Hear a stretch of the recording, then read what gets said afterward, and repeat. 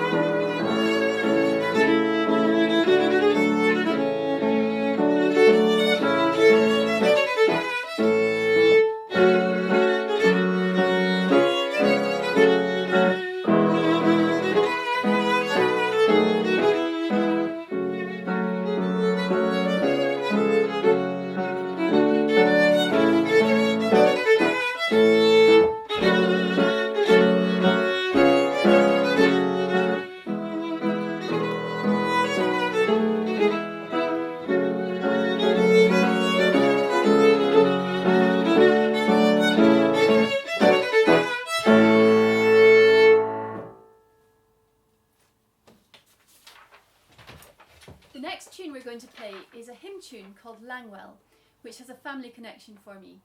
It was written for three of my great-great-aunts, the MacLeod sisters. They were sisters to my great-grandfather.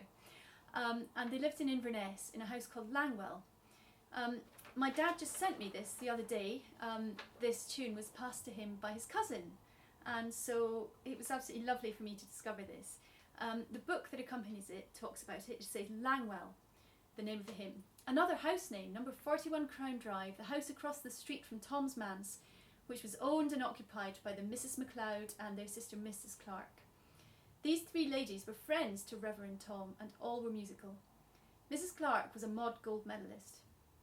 As with other tunes, this one was dedicated to the occupants through the use of the house name. The house was named Langwell by their father, the late Joseph MacLeod, after the Langwell north of Rogart in Sutherland, in the far north of Scotland. Langwell is a fine tune, with a striking change of key halfway through, and an interesting modulation back home to the key of G.